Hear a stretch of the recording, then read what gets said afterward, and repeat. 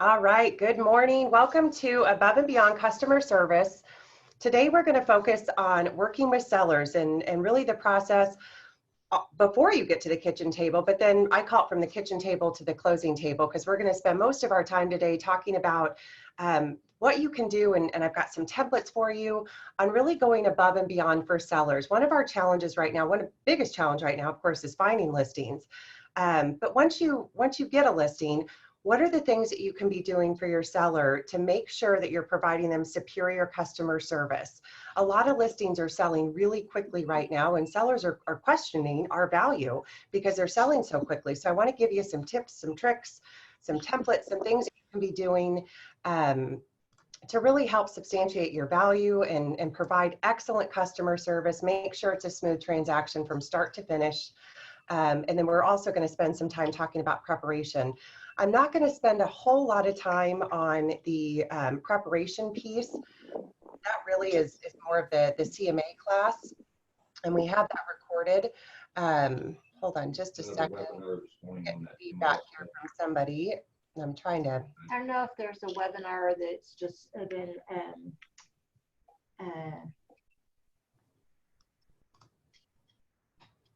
There we go. Hold on just a second. Let me get everybody muted here. I'm just going to hit this mute all button. There we go. Okay. We're not going to spend a ton of time on the CMA portion. There are recorded classes on that I'll direct you to, but we're going to touch on it just a little bit in regard to preparation before your listing appointment. I know we've got quite a few on here that are seasoned agents, that are incredible listing agents. Feel free to chime in at any point in time and give us your tips and tricks. And if you have any questions, unmute yourself, or you can put them in chat. I'm trying to pay attention to that too as we go along, so feel free to use either one of those. All right, one thing that you'll notice as we go through is you're going to see these orange stars, and these orange stars denotes that there's a template for whatever tool I'm showing that's available to you, and those templates are all available. I'm going to go click over here to Drive real quick. Over on the left-hand side, if you're on Google Drive and you go to Shared Drives, you're going to want to go to Agent Training, and then go to Christian's Templates. And there's a folder in here with all of the templates I'm going to show you today and more.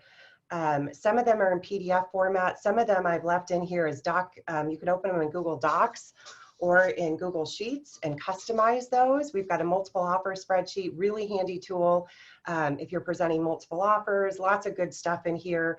I also have the PowerPoint is in here as a PDF from today's class. So that's accessible to you. Again, you're going to go to Share Drives, Agent Training, Christian's Templates, and then your templates for sellers and listings here. All right, so let's dive in here. Let's talk about preparation. Talk about the things that we do before we get to their kitchen table and how you go in best prepared for a listing appointment. First and foremost, you're going to do a pre-listing interview. If you've not been doing a pre-listing interview, I highly recommend that you do one. That's one of the principles that we teach in Ninja, and it's really critical to get some baseline information from the seller prior to even starting to prepare your CMA for them, your listing presentation for them, so you can get a sense as to where they're coming from, what they've done to the house since they've lived in it. Lots of good information. I'm going to show you a couple of those templates here in a second. Next step we're going to do is verify our property owner information. There's a couple tools that I recommend for that, going to tax records. Really now everything you need is in Realist, and then there's some tools in RPR as well that are kind of duplicated from Realist. I think Realist is probably the one-stop shop at this point with all of the data that they're pulling in.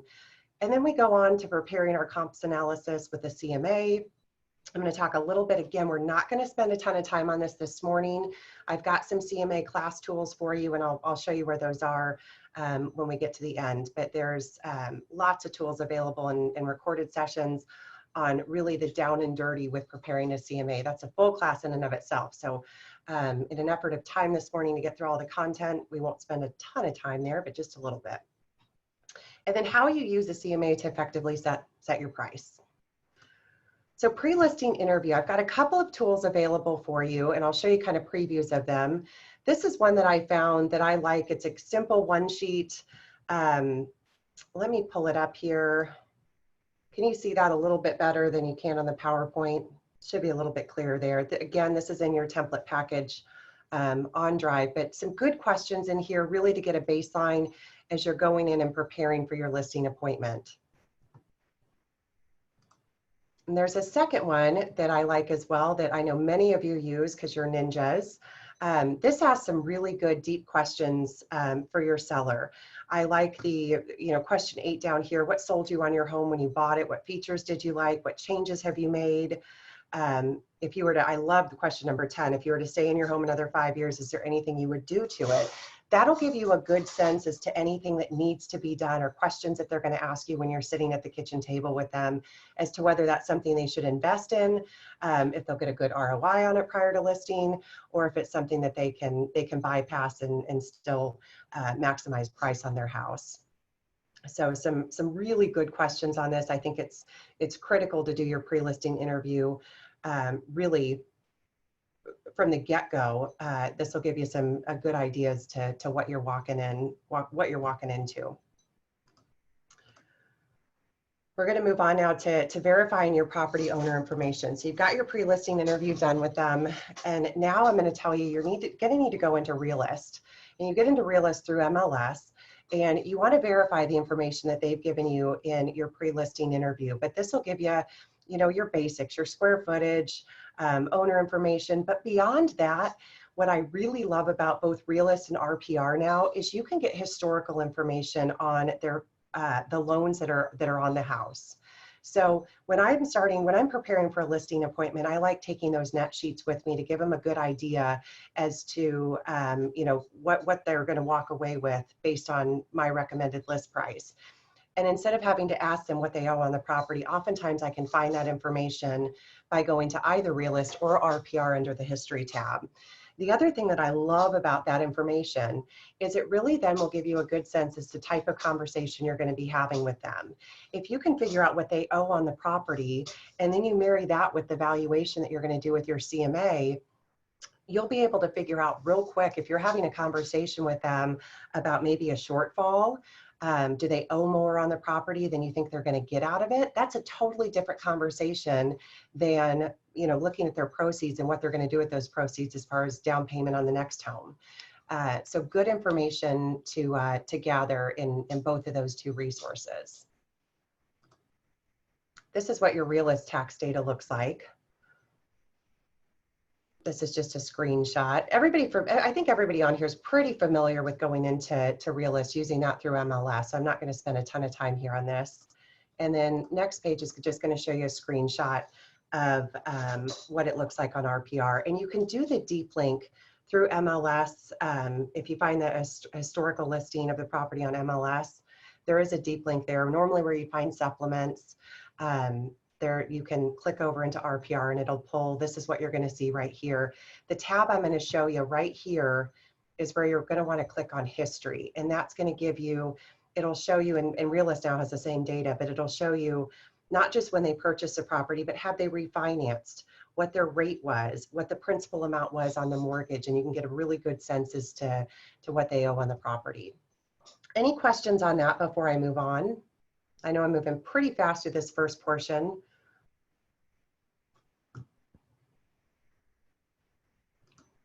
All right, I'm going to keep rolling. Again, if you've got questions or thoughts as we roll through here, feel free to throw those in chat or unmute yourself and ask. We've got a small enough group today that we can take some questions or thoughts from you all.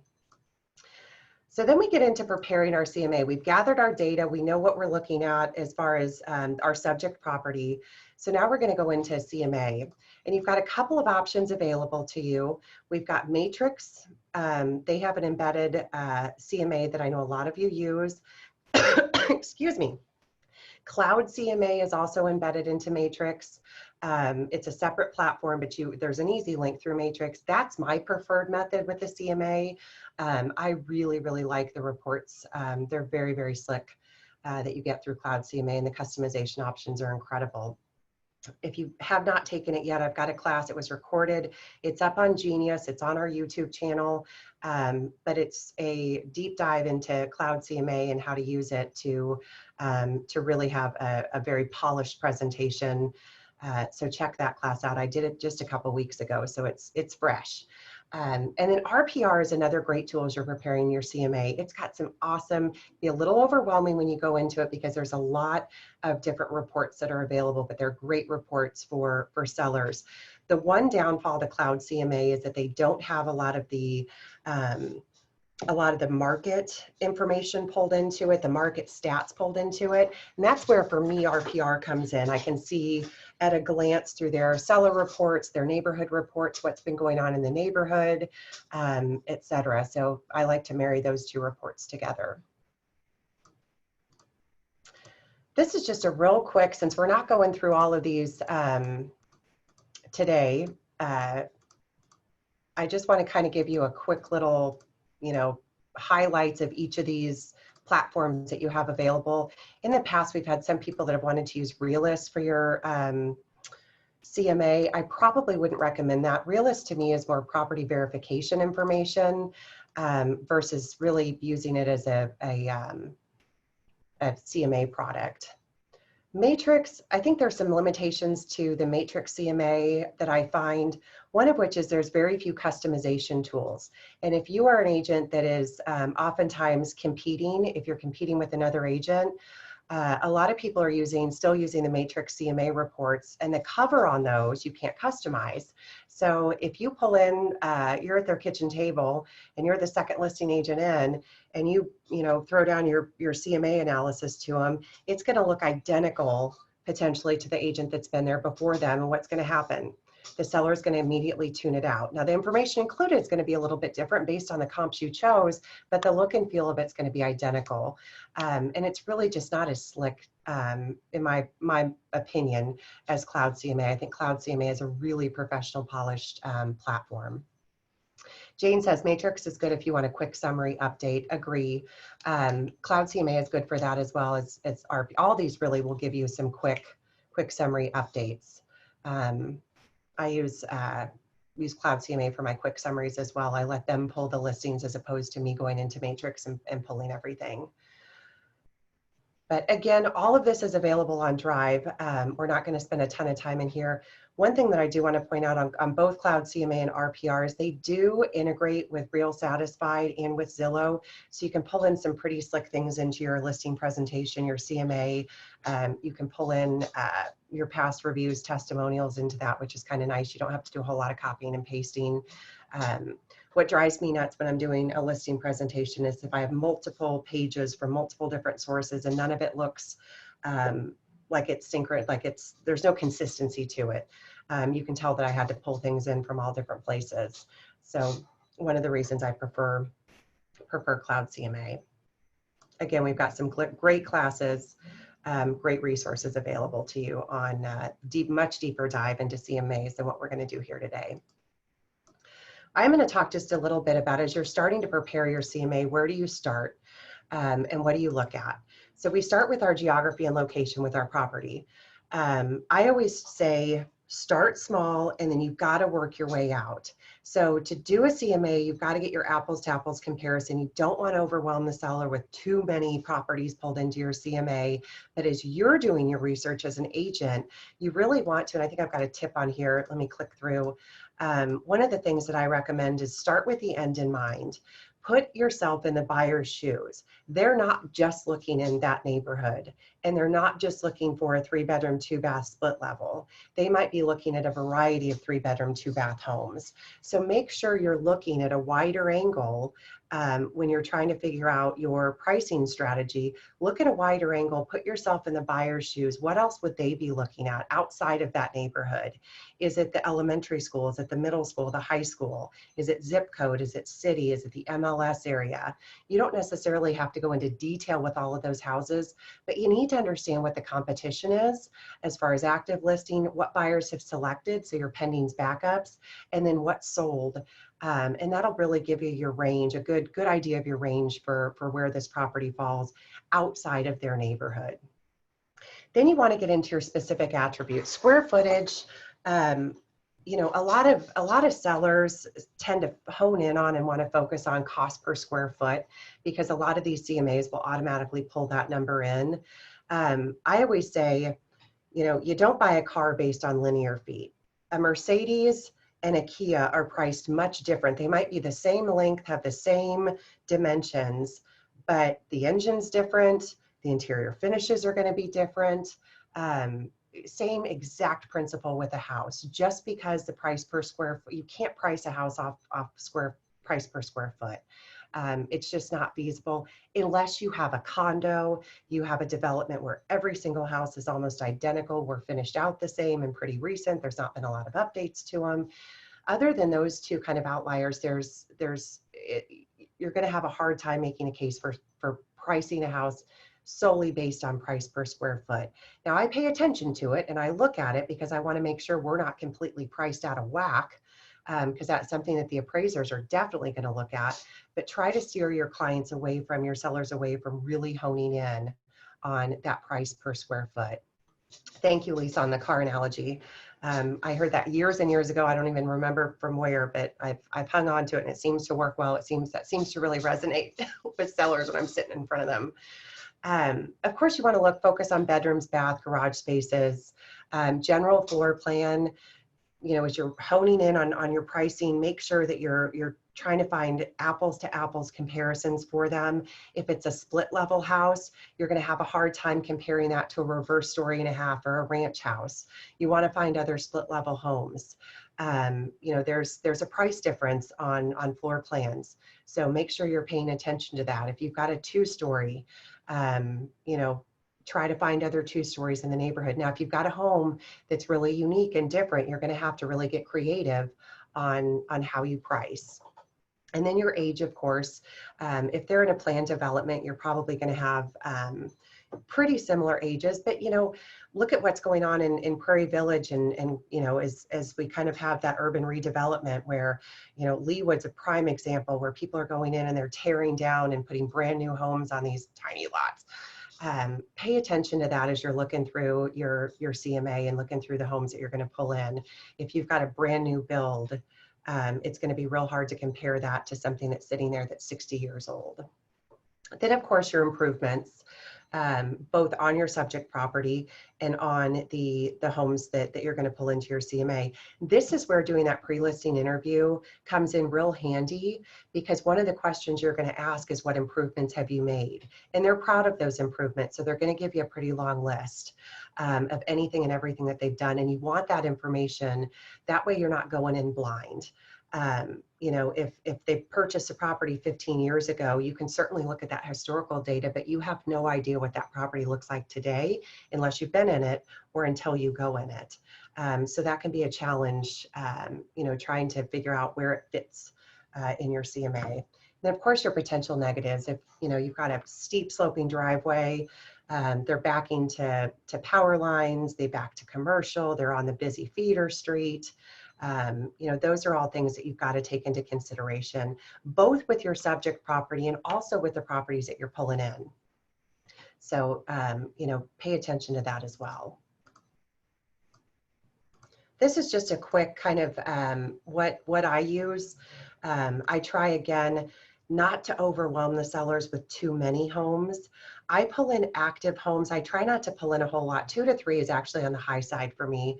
And right now, depending on price point, it might be hard to find 2 to 3 active homes that compare. But I do pull that in to show them what their current competition is and show them that those haven't been selected yet. Those are still sitting there. We have no idea what those are going to close at, but these are what the buyers have rejected thus far. At their current list price. So again, you've got sellers that get hung up on, you know, Bob 2 doors down has his house listed at 400,000, and you have to remind them that, you know, so far Bob is the highest bidder on his house. Nobody else has come in, so we don't know what that house is going to sell for. Your pending are pretty critical. Those are probably what's going to be used if their timeline's pretty short in terms of wanting to list. Those are going to be what the appraisers are going to use. So you know, obviously you don't know what that property is going to sell for, if there's any concessions. But you know, in today's market, depending on your price point, you know, if it's selling, you know, 2-3 days on the market, we can probably surmise that it's going to be at list price or pretty darn close to it, if not above it. But I like pulling in, at least 2 to 3 pendings and then solds. That's really the meat of your pricing analysis. The actives and pendings are to talk through with them and show them current activity, show them what's going on. But when you get down to the nitty gritty in your pricing, your solds are your meat. I usually I try to pull in 3 to 5. It depends on the neighborhood. It depends on the development. But I think 3 to 5 really, it doesn't overwhelm the seller. When you're pulling that many homes in, if you've got a CMA that's 150 pages, their eyes are going to glaze over. And you're going to end up being scared, stuck, or the seller will be, because they just don't know what to do with all that information. Of course, most recent is best. I try not to go past 12 months. If I don't have to, I try to go 3 months, 6 months. The other thing, and I don't think I have it in here, the other tip for you is look at historical. Look to see, because you all know our business and pricing can oftentimes be very drastically seasonally affected. So if I'm doing a listing appointment in October, they want to list in November, I'm trying to go back a couple years and look at what pricing has done in that neighborhood, or that I look zip code, and do we see a dip in December, January, and prepare them for that. You don't want to pull in homes necessarily that go back real far into your CMA, but you've got to have that knowledge of, what's their market doing in the winter? What's the difference in, summer and spring, and be prepared to have that conversation. You don't necessarily have to include that in your presentation, but you want to have that information handy and at least know it, so you can have that conversation with them, because they're going to ask you, could we make more if we wait? Is it going to affect us if we, price in the fall, if we list in the fall, list over the holidays? What effect is that going to have on price? And be prepared for that conversation. Before I go on, this is a good tip here. Make sure you go back at least a year and look at any, even if they're not comparables, even if it was a house that was torn down and built, a year ago, and they're sitting in a 50-year-old house, go back and look at the adjacent homes on their street, the ones right behind them, see if anything was listed and went off the market, i.e. it expired, they canceled, it didn't sell, and have a good idea of what those homes were listed at, because the seller is going to know exactly what those homes were listed at, and they might not have the information that they didn't sell, that they were rejected by the market, or the seller had to take them off the market. But know what those houses are, close into them, because you know that the seller knows. They know everything about that neighborhood. Any questions on that before I go on, or any tips you all have on tagging on to this?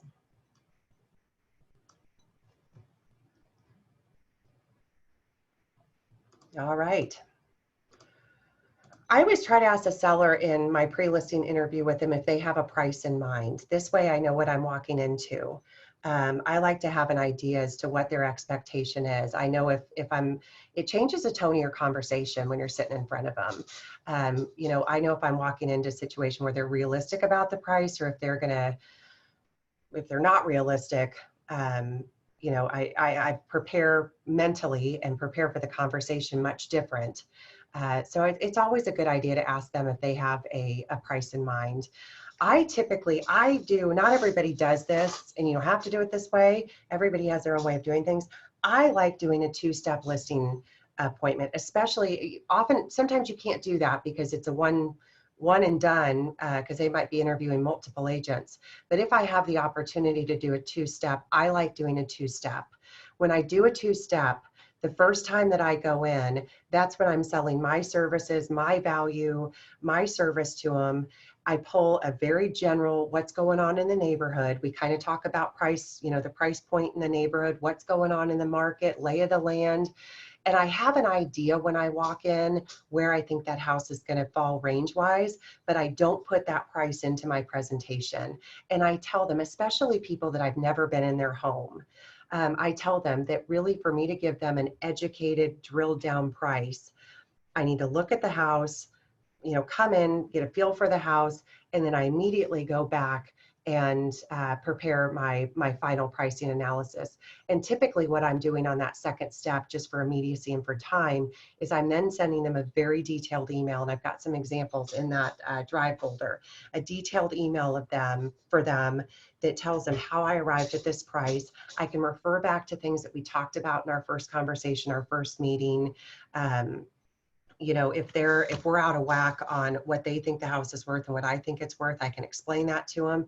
And then with Cloud CMA, I can do a link that links them to a really slick slideshow that gives them an overview, and then a second link that gives them my full CMA analysis with all the details of the homes that I've pulled in. It gives them time to digest that, to read it, and then we get back together, get on the phone and talk about those and talk about a strategy moving forward. But I always try to at least go into that first appointment with a good idea on range.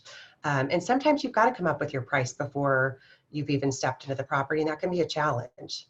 The other tip I have on here, if it's a really unique property and you're really struggling with price, you and the seller are way off, suggest doing a broker price opinion. You know, that's the value of you know, our company in Kansas City Homes, is we have agents that are glad to participate in those. And with our offices all over the place, we've got agents that work every corner of this market. Reach out to the other offices, have them come in and look at it objectively and see where they feel like it needs to be priced. And that way you're not the only one telling the seller. You know, you've got multiple opinions from professionals, and you know, then it's sometimes a much easier conversation to have with that seller. If, you know, you've got all these feedback forms and everybody's saying the same thing, we can't all be wrong, right? Any other suggestions that that anybody has on pricing? The last thing that I have for you, and I will not beat this drum today because I've been beating it, is price on whole numbers. That's really, really important. I did a video a couple weeks ago on the importance of this and showed you the examples, but pricing at $399, $950, you're going to completely miss online your buyers that are searching $400 to $450. For $50, you're missing an entire segment of buyers online, and that's where they all start their searches. We know that, right? Well, on the third-party portals, on our website, on Realtor.com, Zillow, whatever site they're looking on, those drop-downs don't allow them to put in $399 to $450. It's $400 to $450. So if you're in between one of those big price breaks, and the big price breaks I say are the zeros, the 25s, the 50s, the 75s, try to get on that on the dot. Don't try to get fancy with it and go $1 less or $50 less, because you're missing out on an entire buyer segment. If you're close to, you know, if they say, well, I want to list at 303. Nope, we're listing at 300. At 300, I hit the buyers that are 350 to 300, and I hit the buyers that are 300 to 350. You've now doubled your buyer pool. So I'll get off that soapbox. I'm sure a lot of you saw that video that I did, but price on whole numbers. Any questions on or thoughts on pricing before we go into listing appointment and preparing and presentation?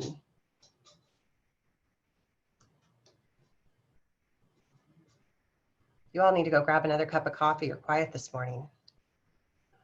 All right. So I pulled this from another source, and this was a survey that was done from, this is directly from sellers. What do they want in an agent? What do they want to be told at a listing appointment? They want honesty above all else, right? Put their needs above your own.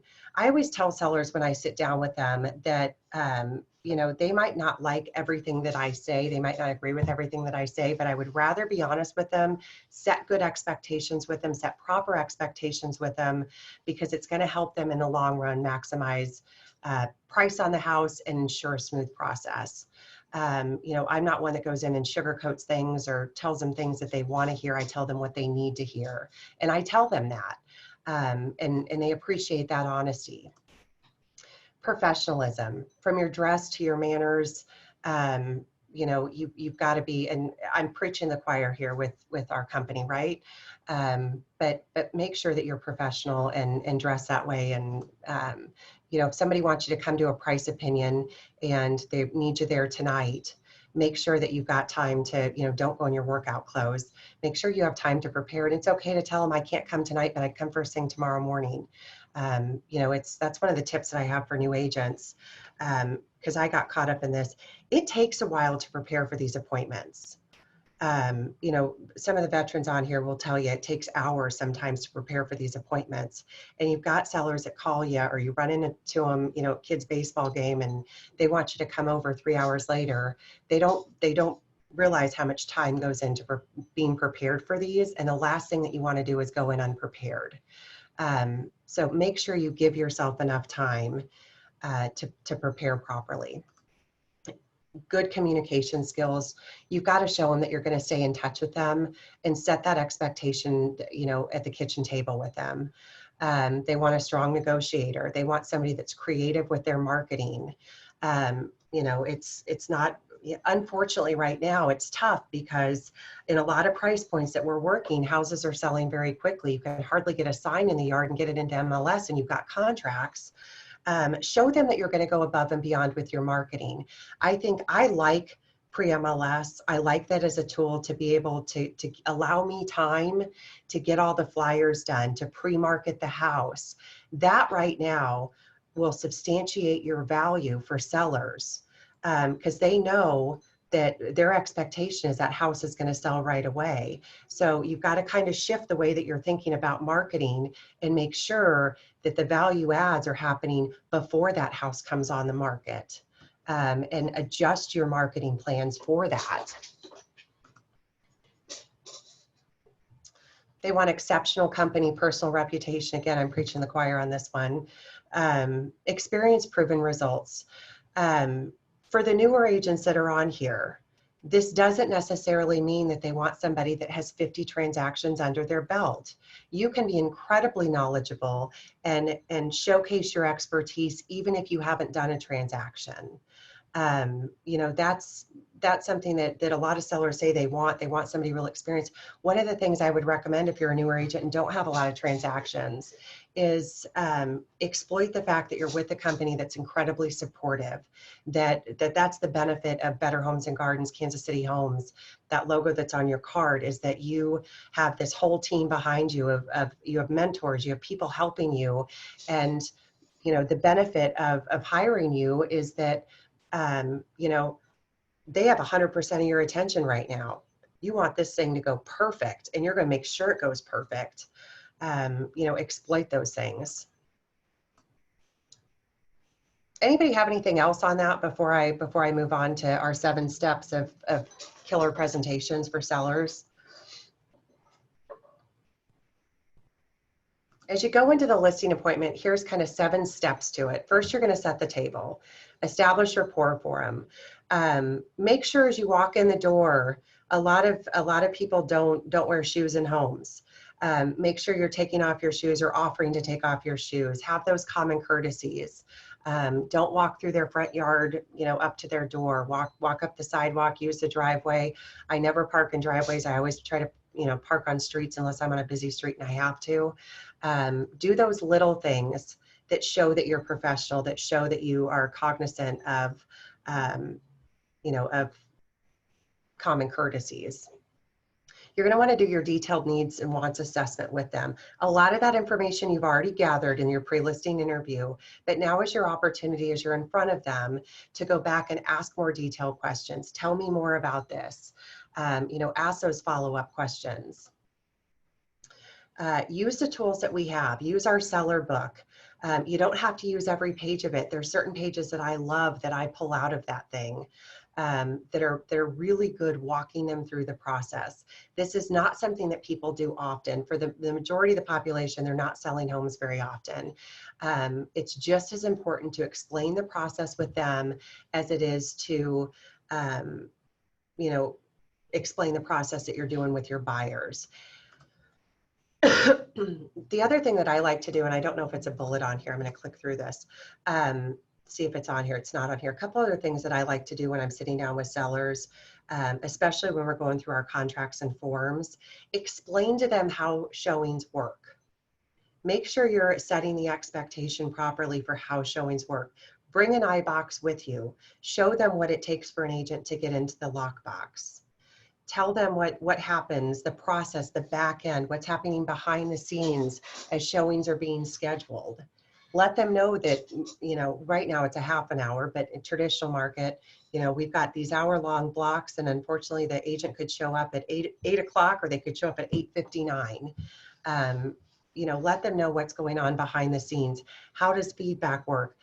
You know, I was having this conversation yesterday with somebody, and there's a large, you know, about half of the market has been trained not to give feedback. Set that expectation with your seller. You have no control over who's going to give feedback and who isn't. You're going to do everything in your power to get feedback. But, you know, on probably over half our showings, we won't receive any feedback. Prepare them for that. We're seeing fewer and fewer agents give feedback, yet we're still telling sellers, oh, we're going to get this feedback and email it to you. And, you know, 9 o'clock, as soon as that showing's over, what are they doing? They're texting you looking for feedback. Set that expectation with them. Present your marketing plan. You've got to present your CMA. We're going to talk about handling objections, and then your contracts disclosures that you're going to take along with you. A few items that you might want to include in your customized marketing plan. Your pre-listing tasks. What are you doing and this is where you really substantiate your value, and think about everything you do with marketing. It's not just flyers. It's not just your social media. It's not just blast emails if you're doing those. Include every little step that you do to get their house sold, whether that's, you know, staging and photos, you know, the things that you're doing to get the house prepared. Put all of that on your marketing plan. Don't sell yourself short. It's okay if you've got a list of 100 things. That substantiates your value. Events that you're going to do, whether it's a broker agent tour, open house, a sneak peek for neighbors. Those are pretty popular right now, to do a little open house the day, you know, night it comes on the market, night before it comes on the market, do a little sneak peek for your neighbors, the neighbors to come in and see the house. Everybody wants to see. How are you going to make it stand out in MLS? What are some tools that you're going to use, or tricks that you use to make it stand out? I love pre-MLS because it comes on with all the pictures loaded. Even if you're not doing incoming status, make sure that those pictures are ready to roll. Explain to the seller why you can't put it on the market before you have pictures. Your first showing happens online. It has to be presented well. The syndication tools we have, and we have many of those. Make sure that you're exploiting those. Exploit our boost program. You know, exploit any print marketing that you're going to do, our just listed cards, whatever you do for print marketing. What are you going to do different to bring them a buyer? I would love to hear from you all. I know we've got some folks on here that are incredible listing agents. What are some things that are creative that you include in this marketing plan, that you include kind of in your presentations? It's a little bit different, that sets you apart. I'd love to hear from some of you.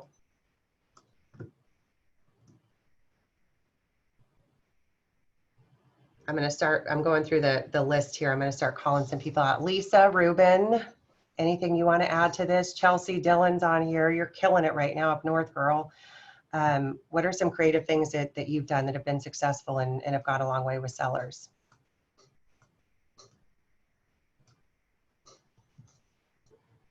Am I unmuted? Yeah, you're good, Lisa.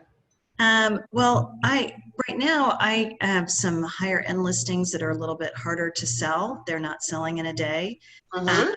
So one thing I kind of put together I have the listing, but a secondary marketing plan to try to get some buyers in the house. I'm going to do a selected price opinion to get some agents in the house and get their opinion. Just calling and doing it instead of an agent open, basically just calling people that sell in the area. And I'm going to give each one a small gift, maybe a bottle of wine or something like that, to thank them for their time. So that's just a little bit different than getting the listing, but once you've got it, what to do. Yes. Yeah. We're going to talk about that a little bit. But that's a great idea. Kind of an invitation only price opinion. Anybody else have something they want to add? Any questions about what to include on this?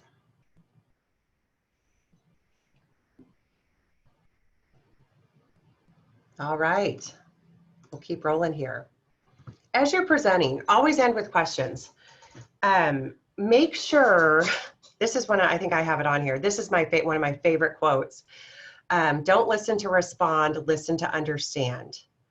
That's one of the best lines I heard a couple years ago, and it's so true. Oftentimes we get caught up, especially when we're sitting in front of a seller, we're asking them questions, and then we're not listening to what they're saying. We're trying to figure out how we're going to respond to what they're saying. But you've got to listen to their responses and read between the lines. What are their pain points? What are their fears? What are their expectations? Make sure that you're listening to that and responding to that versus jumping in and trying to keep the conversation moving, trying to keep things going forward. You really have to understand where they're coming from and what their concerns are going to be in this process. I'm going to skip through this fairly quickly here with contracts and forms. This is more for our newer agents on what forms you need to be taking with you on a listing appointment. You've got your exclusive right to sell, your disclosures, seller's estimated proceeds. Please figure out how, if you don't know how to calculate those, it's not complicated. When we did the back to basics about a month or so ago, I did a whole class on how to calculate these. And you don't even have to calculate them. Security First has that awesome app, the Security First Agent 1, I think is what it's called. I used that last weekend for a seller because it was slick. I did both buyer and seller net sheets on it, entered some stuff on my phone, emailed the thing to myself, and I had a really, really nice net sheet. I always try to do net sheets at every step of the process. This is one of those, above and beyond customer service things. Don't just do one. Do it at the listing appointment. Show them, okay, if we price at $350, here's what your net's going to be. We've got 2 columns on our form, so you can show them, if you're going in with your range, you can show them, here's what it looks like at $340, here's what it looks like at $350. Chelsea, yes, that Security First title, it's amazing, super user-friendly, I love it. So I do my estimated proceeds at the listing. I do it when we receive any offers, so we know what we're negotiating off of. And then as soon as we're under contract, I'm updating that as well. And then I'm updating it through the process. If we get to inspections and they're doing a credit in lieu of, I'm updating that net sheet for them. So they're aware all along what their net is going to be, and they know what they're negotiating off of. In their head, you tell them, okay, our list range is 340 to 350, and they're thinking, okay, well, I owe 290 on it, so I can either make, 60,000 or 70,000 on this thing. They have no idea all the fees and whatnot that go into it. So make sure you're explaining that to them and they understand that from the get-go. Your MLS data sheet, and make sure that this little tip over here goes back to your estimated proceeds. In Kansas, your taxes are paid in arrears June and December. Know how taxes are paid on both sides of the state line, so you can do those net sheets. You're using that Security First title app, it does it for you. It's kind of awesome. Those are the bare minimums with your contracts and forms, your bare minimum. Your disclosures, you've got your BHG franchise disclosure, your seller's disclosure, the Kansas, Missouri broker disclosure that needs to be in your files. Missouri, it doesn't have to be signed by the client. On Kansas, it doesn't have to be, but it can be signed by the client. Your lead-based paint addendums if it was built before 1978. And then make sure if they have a pool or spa, you've got your pool spa rider. If it's on a septic, you've got that addendum. Lots of things to consider, but those are kind of, I'll go back, those are kind of your bare minimum.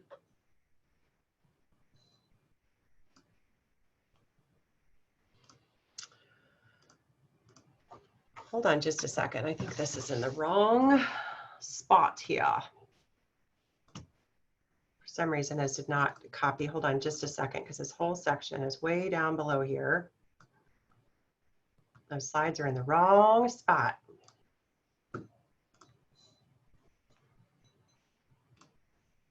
All right, thanks for bearing with me for a second. Okay, so let's talk about how we're going to add value. You've got the listing secured. Now what do we do? How do we make sure that we are adding value from the time that we sign that listing agreement through the closing table. This is when a lot of sellers feel abandoned. And unfortunately, this is when we abandon a lot of sellers. We go in and we, do our presentation, we do our dog and pony show. We've got all these awesome tools. And then we might be, initiating all of those tools, doing all that back end work, but we have to tell the sellers that we're doing these things. If not, they have no clue what we're doing. They think we've moved on and completely forgotten about them. This is critical, not just during the listing period, but also during your contract to close period, staying in touch. And that's the most critical time to stay in touch with your sellers, the most critical time. Follow a seller checklist. Place a yard sign, pointers, your iBox on the property before your list date. Schedule your pictures. This is just kind of a mini checklist here. Complete your data form. I do have a pretty comprehensive, I'm going to show it to you real quick. There's a star on this page. I'm going to show you, and you have access to this on the agent training drive. There's a tab on this for both buyer and seller. Let me pull it up here for you and give you this tool. It's pretty awesome. And I'm constantly adding to this. But this is your seller checklist. This takes you from your pre-listing, your initial consultation, what you're doing before you list, what happens when the listing goes live, receiving, presenting offers. It essentially takes you through this entire process, the entire class, and gives you a complete checklist. All of your, all the technology tools are in here. We've got Boost in here. When you do everything. And here's the greatest part about this spreadsheet that you have access to. It's right over here. I've got a column called Agent Notes. And there's links in here to everything I'm showing you today. So here's a live link right here to the Ninja seller interview, that pre-listing interview I showed you. How you set somebody up in Home Compare. There's a link right here to the YouTube on how to do that.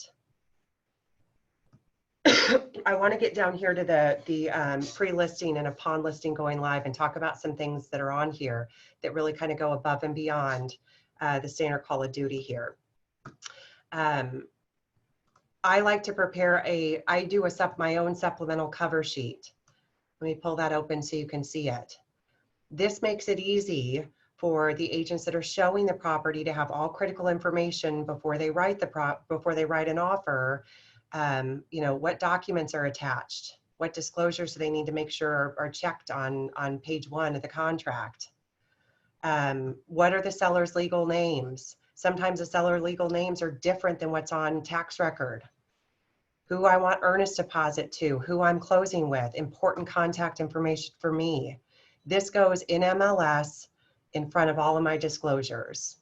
Easy to create. I've got a template available for you. I like to prepare everything, all of the flyers, everything that needs to go in the home. If you're doing a packet with all the disclosures, have all those prepared before that thing goes active. Again, that's why I'm really a fan of pre-MLS, not because of trying to cheat a system or anything, but it allows me time to get all of this stuff done, have everything set up so when that thing goes live, everything's firing on all cylinders and I'm not scrambling. One thing that I think is critical here is, and I'm pretty sure that I've got it on here. Oh, no, it's down here under upon listing going live. First thing that I do when a listing's going live is I send an email to the seller to say we're now live. And usually that goes out first thing in the morning. If you're doing incoming, it goes in at midnight. It comes out first thing in the morning. And it gives them a link, and I always link from kansascityhomes.com. Don't give them a link out of Matrix. It's a static link. Give them a link out of kansascityhomes.com, because what are they going to do with this link? They're going to turn around and share it with everybody they know. And if you send them out of Kansas City Homes, it's branded to you, and it also allows somebody in their sphere to go onto our website, start poking around if they don't necessarily like their house, and then you can maybe capture some additional business. If they share it on social media, you want it linking back to kansascityhomes.com.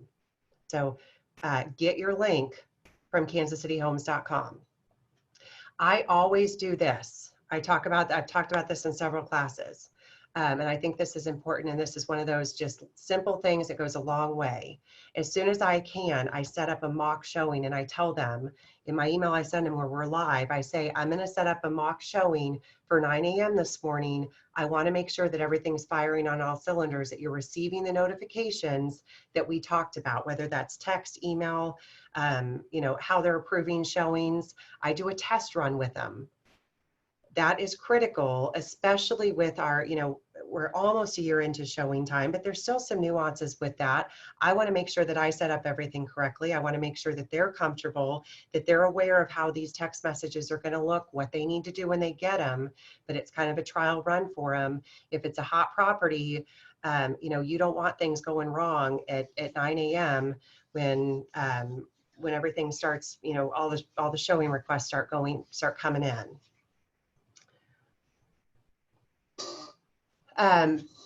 Rebecca asked, you don't mention on your cover how you want the offers presented, i.e. dot loop. I do put that usually in the agent showing remarks. That's a good idea though, to put that right on that supplemental cover sheet. Usually I put that in the showing agent remarks. She's referring to, you know, I'm a dot loop friendly agent, or, you know, please attach them as PDFs, any instructions like that that you might have.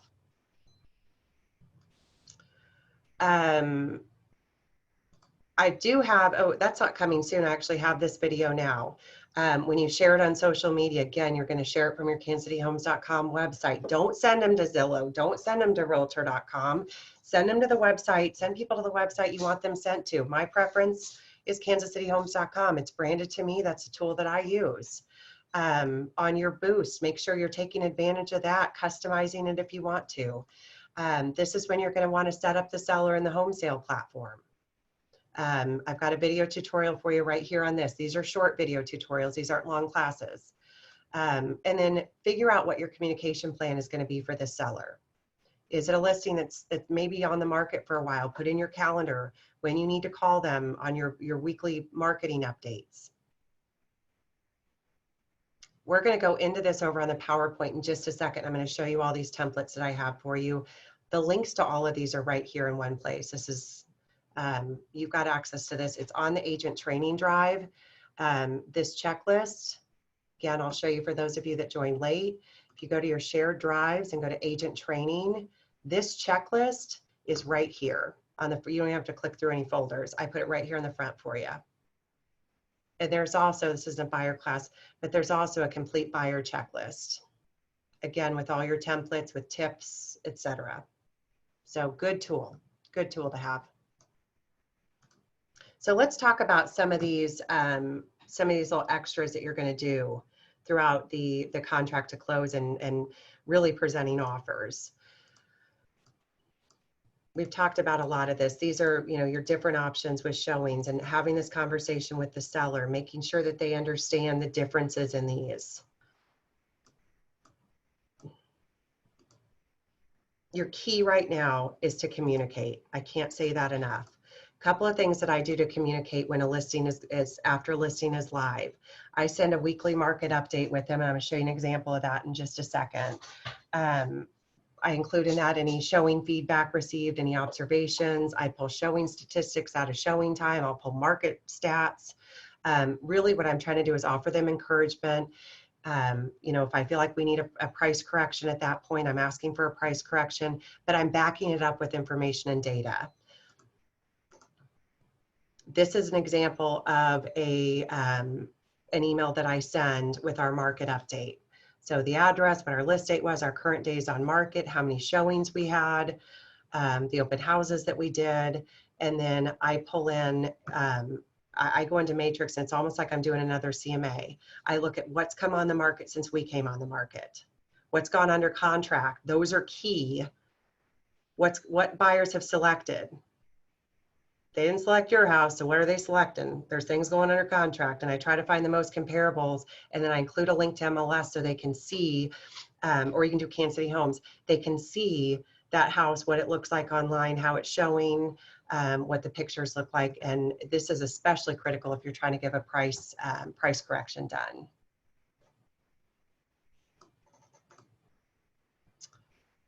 Any questions on that market update?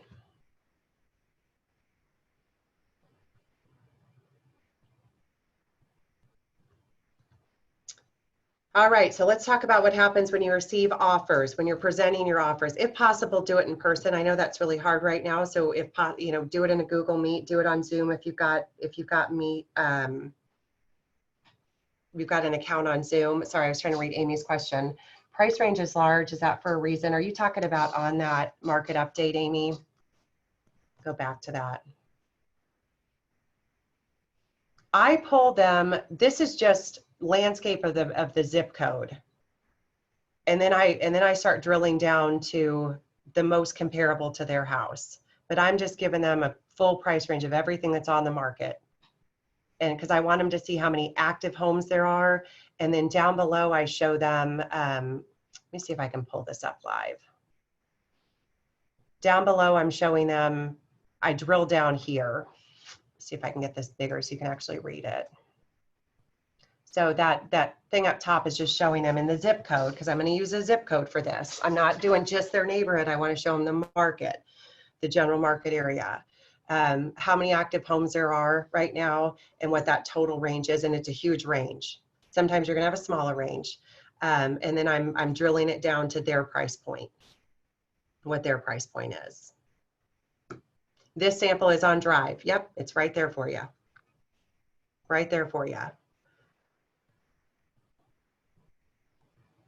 So I pull out the ones that, this is where I get real detailed on the homes that have gone under contract since our list date and how they compare. Give them some bullet points. Any homes that have sold since we came on the market. And then I give them a summary down here. And there's where I ask for the price adjustment.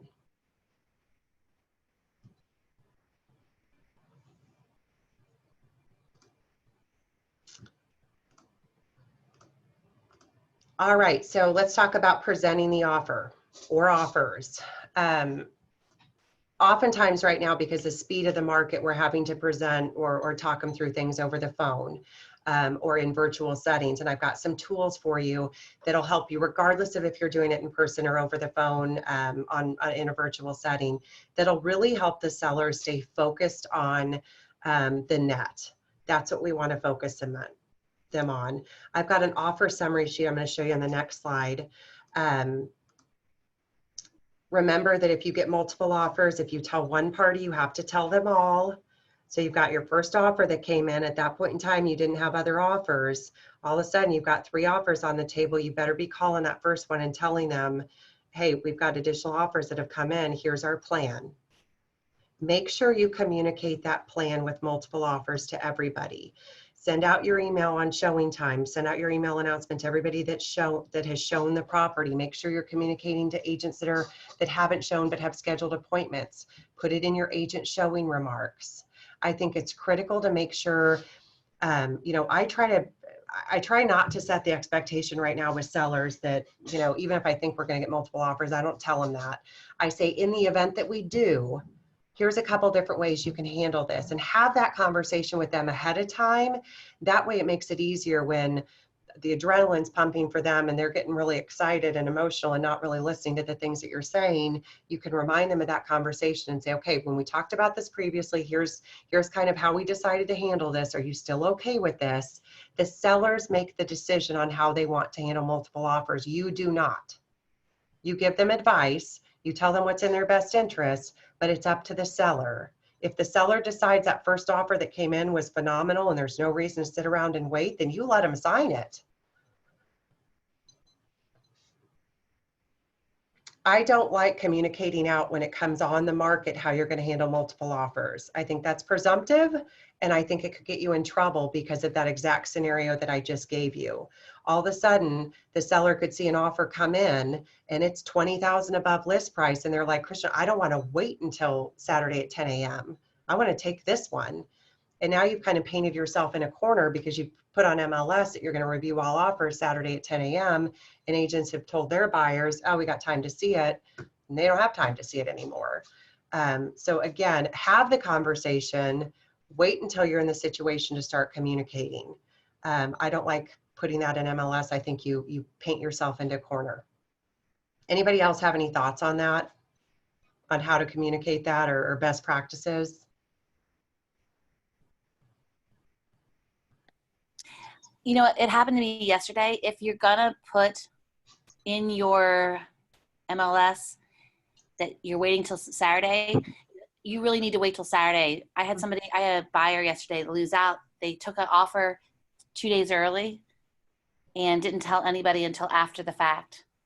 And Yeah. we were going for our second showing, and we thought we had time.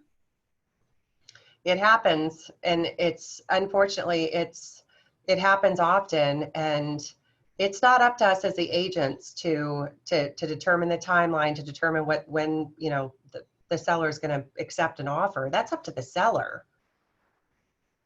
So make sure that they understand that if you communicate that out, a timeline out, that they need to stick to that. And that's why I think it's a little dangerous to send out a timeline before you even have an offer, much less multiple offers. Yeah, you're setting an expectation that you might not be able to fulfill as the agent. And shouldn't that agent have sent out a message saying, we received an offer, please, we've changed our course and please submit any offers? I mean, is it it'd be a common courtesy to do that, but not all of them do. okay? Not required. Okay. Not required. It's not required. It's common courtesy, but definitely not required. You do need the seller's permission to disclose multiple offers. Again, those check boxes are on your exclusive right to sell, right? Make sure that if you're going to talk about, if you think it's in their best interest to talk not just about, yes, I have multiple offers, but here's the ideal close date for the seller. Here's the ideal financing for the seller. Check that third box on that ERS, because now you're talking terms, and you need to have that box checked, and explain to your seller that when they check that box, the terms aren't the price necessarily, that it's probably not in their best interest for you to disclose price. Maybe it is, but it gives you the opportunity to get them the close date, the possession date that they want, the financing terms, the variety of things. So if that's your practice, make sure that you're having them check that third box on that ERS. You've got to have their permission to do that. And then you all know that verbal or not, get things in writing, get them in writing. Avoid that scenario. This is for single offers. And I use this, let me pull up the big one here. I use this as I'm presenting offers, not multiple offers, but just an offer for a client with a seller. This comes in real handy if we're not able to get together in person, because this will be my cover page when I'm sending the documents to them. They don't know what to look for on a residential real estate contract. So I pull out the big terms for them and put them on here as kind of, this is what we're going to work off of as we counter offer. So when I'm presenting to them, the buyer's offer column is filled out, and then I have this printed offer pulled up online, and we start filling this out over on this side. Now, I put down here, this is not legally binding. This is just for informational purposes only. That's important to put on here. Conversely, I've got a form just like this, if you're representing a buyer, that I like putting, and I think Patty Adler is on here, I like putting on the cover of all my offers that go to agents, especially if you're in multiple offer situation. This is a great tool for agents to see at a glance what your buyer's offer looks like. But I use it on the seller side to help keep us focused on the terms. And then they can also see, as I'm doing this, they can see what's the net, how does this affect my net? And I direct them back to the estimated proceeds, and I say, okay, this is that number that goes on the top, the net right here. That's our number that goes on the top, and then all of our closing costs are coming off of that number. So good little form, nice little form to use to help keep you organized, and to also help keep the sellers focused on the negotiable. Christian, Yeah, Daily, go ahead. good morning. Would you show the buyer's sheet again, please? I can show the buyer one. I didn't show that one, but it is. I'll show you what that looks like, because it's quick for me to pull up. Oh, I thought you just had it on there. I'm sorry. I know I had the seller one pulled up. This is the buyer one that I use. This is a cover page that I put on all my offers that go out. Really handy in multiple offers. I helped Patty do this on a transaction. She ended up getting it. It wasn't because of this, I'm sure, but she wanted to go above and beyond and show the agent that she was very organized and professional. So that's the one that I use for buyers. But the seller one looks almost identical. For multiple offers, when I'm presenting those to sellers, I use this spreadsheet. And this, let me pull it up here on, where is it? I'll just click this and take me to it. This then will show them side by side. I can take out columns, I can add columns to this, but it'll show us side by side all of the offers and all the big terms. These down here are more for my knowledge. If there's any documents, if the forms weren't filled, contract wasn't filled out correctly, I need a signature on page 13, or lead-based paint wasn't included. This will tell me down here what I need still from the agent. Any questions on that one? This is in that template folder.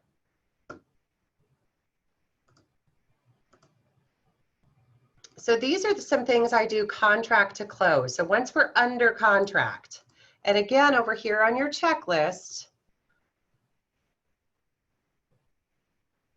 there's links to all these things. I give you some tips on how to handle multiple offers in dot loop, how to keep yourself organized. And then here's your checklist for as soon as you're under contract, the things that you need to do on your back end, behind the scenes. One of the things that I do above and beyond customer service is I send this email out and it looks terrible. Let me pull up the full one.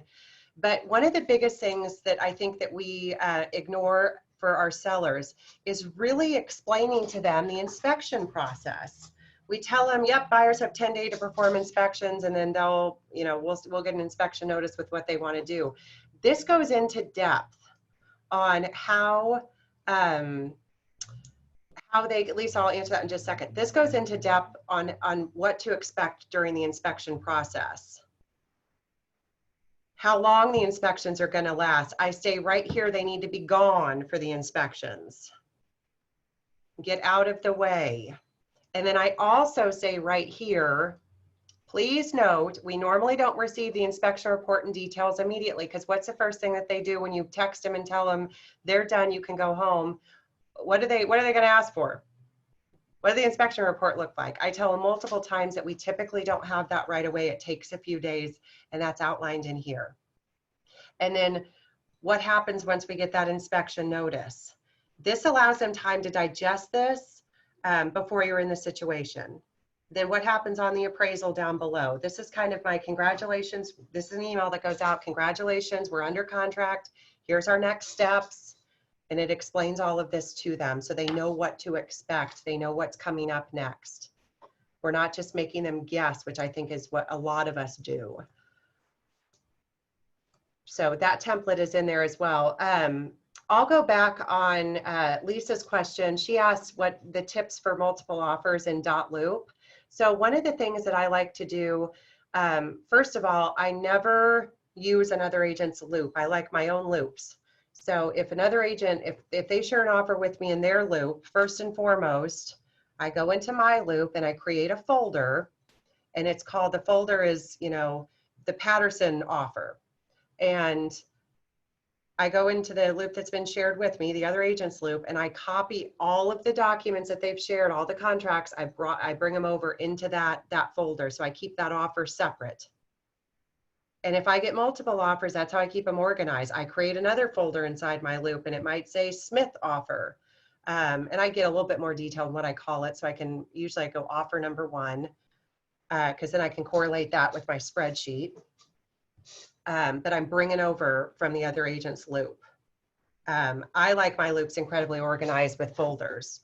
So I don't like tying into another agent's loop because I have no control over, some of the details and whatnot they put in there. That was a real high level, Lisa. Did that answer your question? Did that give you enough? Answer your question? Yeah, thank you. You're welcome. Can you show the offer upon offer acceptance? Scroll the screen up a little bit, Yes. please. Oop. Scroll it down. Upon offer acceptance. There it is. Thank you. I put notes in here. You know, who is the title company? This is that email I was just showing you, kind of the next step to the sellers, what they're gonna, what to expect. Put a note on here, inspection time period, when it begins, when it ends. And then once we get resolution, these boxes down here are checked.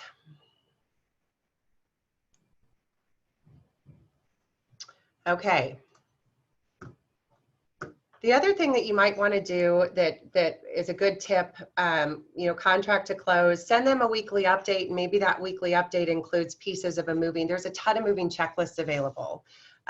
So, you know, let them know we're still waiting on, you know, first week, we're still waiting on inspection reports, but in the meantime, here's what you should be doing. Here, you know, some recommendations 4 weeks out from move date. Lots of different things you can send them. Just stay in touch with them. Stay in touch with them. I'm going to go through this real quick. So this is an email, and it's on your checklist to what I do 2 weeks prior to closing. It's typically when I'm reaching out to the title company, I like setting up my own closings. I reach out to them, reach out to the buyers, and coordinate all their closing. And as soon as I have that coordinated, I'm sending an email that looks like this. Oop. That says our finish line is approaching. Here's our to-dos for the next 2 weeks. Here's when you're closing. Here's what happens at close. Here's the process. You're going to receive, you know, a call from Security First Title to get your mortgage payoff. Here's what you need to bring to closing. Here's what's going to happen with your proceeds and how we need to prepare for that. Talk to them about the walkthrough. Any other details, if we've got a lag in possession and closing, how I'm going to coordinate all that, what they need to do. And then utilities. Remind them that they need to go online and disconnect their utilities. Remind them about insurance. If they're changing insurance companies, they need to make sure that they're canceling the insurance on the property. But this is another communication piece that goes out to them 2 weeks before, and they'll call you 2 days before and say, well, what do I need to bring? And I'll refer them back to this email, or, you know, tell them, resend it. Another way that you keep them organized and you keep them moving forward. Stay in communication with them. Any questions on this one?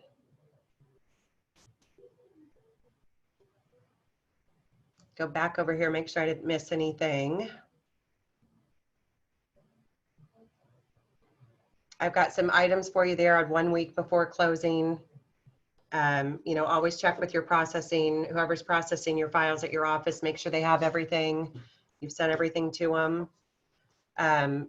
You know, don't wait until walkthrough. Don't wait until the day before closing to ask the listing agent. This is for buyers agents. For repair receipts and to verify repairs are done. You want to do that, you know, a week out. If you're the listing agent, provide that for the agents, the buyer's agents, a week out. Give them an update on repairs.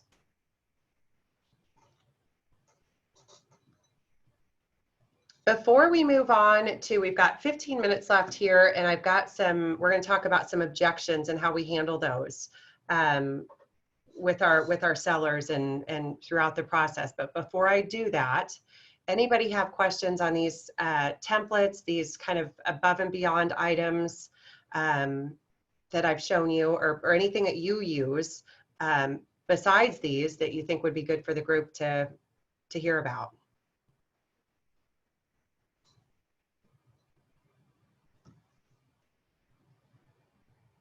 All right, we'll move into objections. Talk about this. And hopefully we'll get some people that will interact here, and we can have some conversations about these and how you handle these objections. But I've pulled out some of the most common objections we hear, whether it's at, you know, a lot of these are going to come up when you're at your listing appointment, and questions that you're going to get asked. First and foremost, but Zillow says my home is worth X, right? Or whatever platform says it's worth X. My number one response to him is, when was the last time Zillow came in the front door? And they usually don't have a response for that. But I explained to them how Zestimates work. There's a great sheet that you can pull in on Cloud CMA that talks about, it's online, I think it's called Online Valuation Analysis, and it'll show them, which it's getting less and less impactful, I'll say, because now Zillow, as soon as a house comes on the market, they're adjusting their estimates. So it makes this page makes it look like they're a lot more accurate than they are, but it'll show what Zillow thought their house was worth and what it sold for, and it'll show the variance. And sometimes those can be pretty powerful to show them. You know, you're showing it to them versus just telling them, which I always like. But I talked to them about how Zillow and how Zestimates work. We're non-disclosure state. Zillow doesn't have access to our solds. They have to pull it through other resources, so they're not as accurate here as they might be in other markets. And we all know how inaccurate some of their information can be.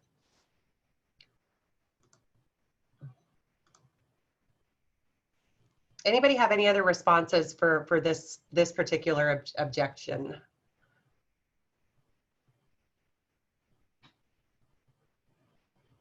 Throw a couple of those other ones up on the screen there for you. All right, next one. And another agent told us they could get us more money. This is one of my favorite lines. I don't create the market, I just work in it. And this is, you know, oftentimes when I get this objection, I remind them that I'm not going to tell them what they want to hear. I'm going to tell them what they need to hear. And that obviously my number one objective is to get them the absolute most I can for their home. In the time frame they you know, need it, and that it doesn't do any of us any good if I underprice their house. So it's, you know, I would question the validity of, you know, if another agent's coming in at a much different price point than I am, I question the validity of it. Oh, let me go back here. I think the second one says, you know, this is another way to say that, you know, the market is the market. You know, other agents will come in and tell you what they think you want to hear versus what reality is, and that I like setting proper expectations. Anybody have anything else? Sorry, the spacing on that's all funky. Anybody else have any other responses to this one that they use or they want to add?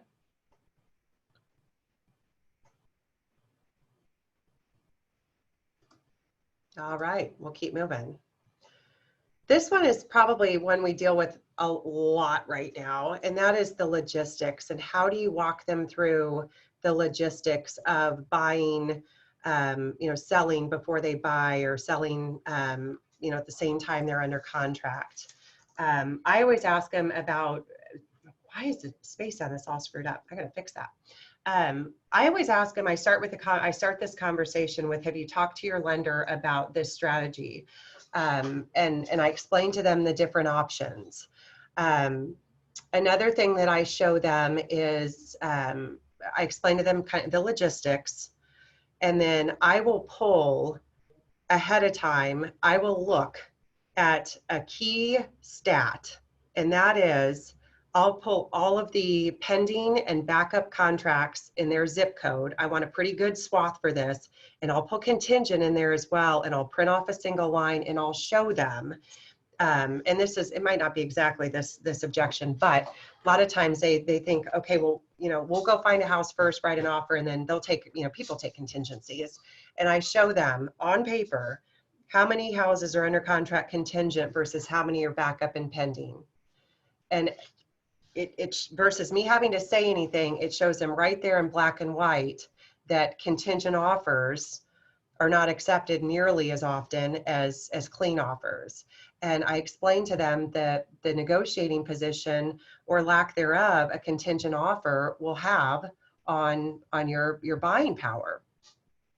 I walk them through the you know, the different scenarios and logistics and how we can handle it, and have them have conversations with their lenders. And oftentimes they're surprised because they can oftentimes you know, make it all work from a lending perspective and not have to write a contingent offer. But there's a lot of things that you can do as a listing agent to ensure a smooth process. And this is probably the number one right now, is with logistics on if they're both buying and selling at the same time. Anybody have anything else to add on this?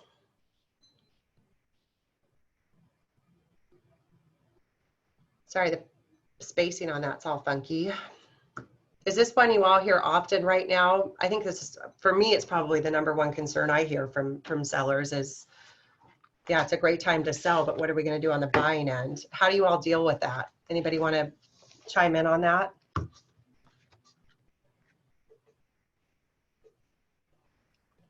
Anyone? Oh, quiet. Yeah, go ahead. Yeah, Michelle. We're seeing some of the contingent on the seller finding a home. Oh, so kind of an opposite. A reverse contingency where we're seeing that the seller will sell their home contingent upon them finding a home in the next 30 days. That's interesting. I haven't seen that yet. Doesn't surprise me though.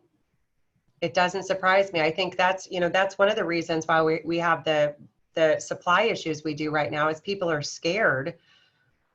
If they've got to turn around and buy, they're scared because they can't find anything on the buying end. So they don't want to put their house on the market and be homeless. One of the things that I try to do is make sure on the selling end that we shoot for a longer close. Maybe it's a 60-day close. And so it alleviates some of the time constraint to turn around and have to get them under contract on the buying end. And I've had pretty good success with that. When I've had people buying and selling, that we're usually able to work that out and align the dates. But it's, you don't have a crystal ball and you can't guarantee that you're going to be able to align the dates. And oftentimes what you're going to have to do is make sure they understand that and make sure that they have a plan A, a plan B, and oftentimes a plan C, depending on their situation. Yes, Patty, it is a real juggling act, that is for sure. And that adds a lot of stress to us because we want to make sure people aren't homeless right now, and it can be really tough. And I think that's a lot of the impact on our supply right now is this, and it's the unknown with logistics. Anybody have anything else they want to add on that?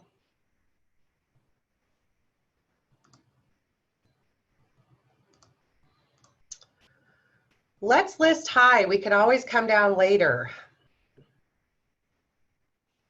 Anybody want to respond to this one before I throw it up on the screen? How do you respond to this one?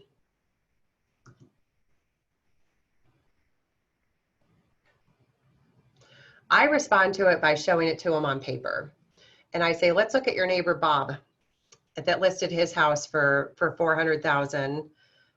It was, I probably would have given him, if I was his agent, I would have given him the advice to list it, $350 or $360.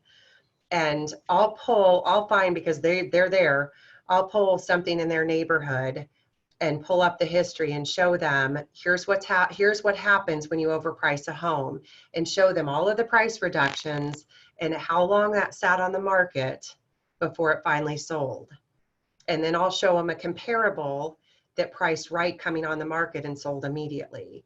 And if I can show them that example, and they're not hard to find for the most part, but if you can find that example and show them on paper, here's what you're going to do to yourself. Do you want to have your house ready every single day that this thing is on the market for somebody to walk through and show it? And if you could show them that example, they'll realize that that's not a good strategy. Not a good strategy. I also talked to them about buyers being incredibly savvy right now with very few options and very low inventory. They've been in every house that comes on the market, and they know immediately if a house is overpriced. And it's feast or famine right now. Either houses sell, I feel like it is, either houses sell immediately or they sit. And they sit because they're overpriced based on their condition, location, variety of reasons, but they're not priced correctly, so they're going to sit for a long time. And when I'm out showing buyers and we go into a house, you've got to get in, first day it comes on the market or second day it comes on the market. And if they feel like it's overpriced, they're out. they're not going to come back when you lower your price for the most part. Most of them won't. They're going to think in their heads, somebody will come in and pay for this the first day on the market at this price. And nobody does. And then you're stuck. You're stuck trying to play catch up.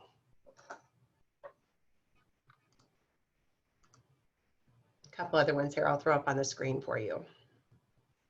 Again, if you can find an example for them and print off the history and show it to them side by side, that's your best ammunition on this. And again, this goes back to being prepared when you're at their kitchen table, and use that pre-listing interview. Ask them the question, do you have a price in mind? So if if you're dealing with a seller that's going to be real reasonable in price or somebody that's going to be way out of whack. And you can prepare for these objections ahead of time by using that pre-listing interview. It's critical. It's critical in many ways, but this is one. This is one I'm going to kind of skip over. This is for newer agents. You haven't sold any houses in this area. I direct you to the bottom bold here. This is where you can shine as a new agent. Talk about our company. Talk about the amount of experience we have at our company. That you have this whole team behind you. Any questions on that one?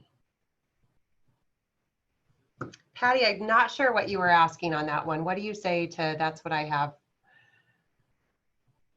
You might hit enter before you finished your statement there. If you want to unmute yourself and ask it, feel free.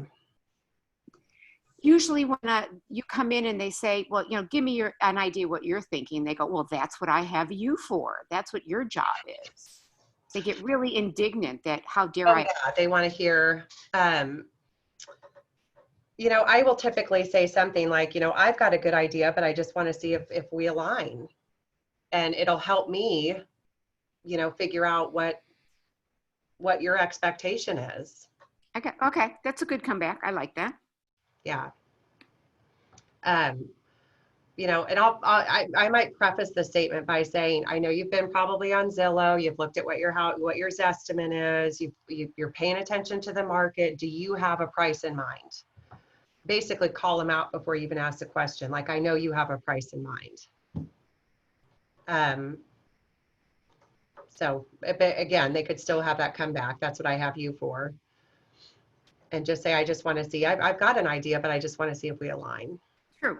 I agree. That's at least can start the conversation and point it in the right direction. Yes. Okay, our last objection here. Will you reduce your commission? What's our response? No. Thank you, Michelle. Thank you for putting it in chat, Rebecca. No, we're not reducing commission.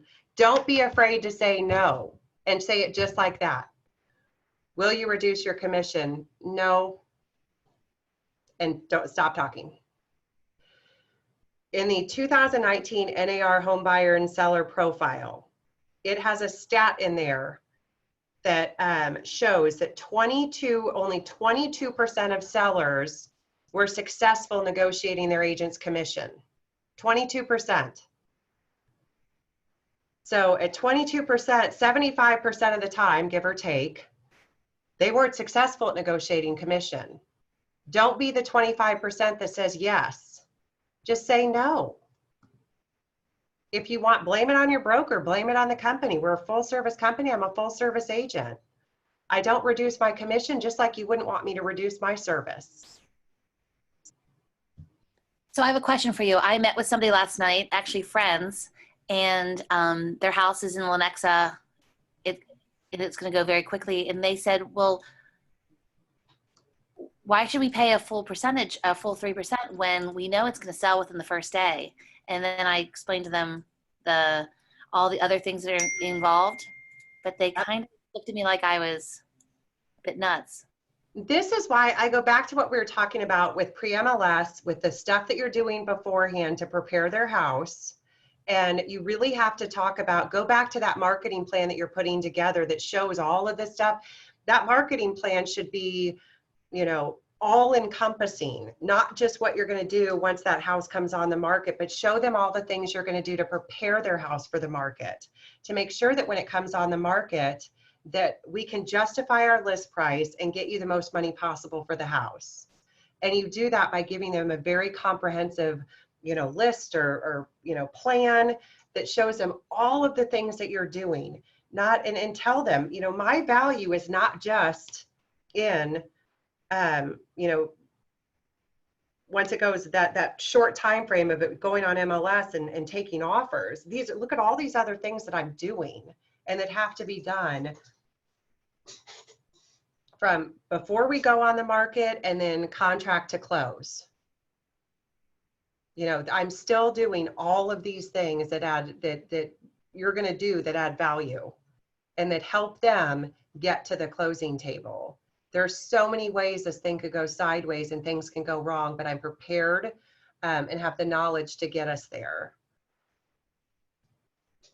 So, sellers right now, and we talked about it multiple ways today, they're having a hard time justifying our value because houses are selling so quickly. So we're going to have to find some other ways to justify it. And we do that through a lot of things that I showed you today, but you have to tell them you're going to do these things. You've got to tell them you're going to do these things and make sure you've got a real comprehensive list on, and don't be afraid to put down the little stuff, but a real comprehensive list on all of the services that you provide. And there's much more than just that 24 hours that you're on the market. There's all these other things that have to be done, and they have to be done right, or this whole thing could go sideways. Anybody have anything else that they want to add to that, or a different way they would handle that?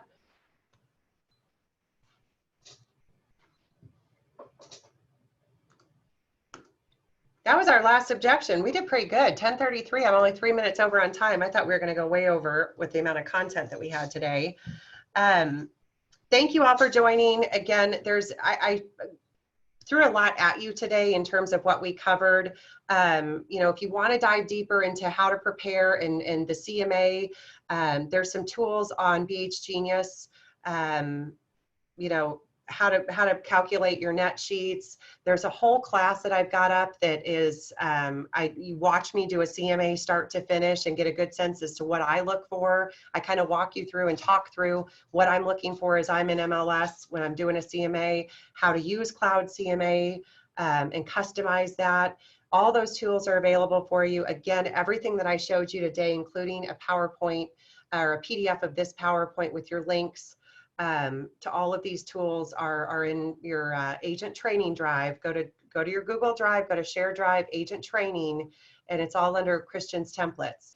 And under there too, you can also access the buyer one. So we'll be doing the same class in the next couple weeks, but we're going to flip it and talk about buyers and give you some tools, tips, tricks on what you can do right now with buyers, because they're a whole lot more challenging, I feel like, right now than sellers. But hopefully you got something out of today, and if you have any questions, feel free to give me a call or shoot me an email. I'm happy to help you with any of these templates offline or any of the things that we talked about today. But thanks for joining.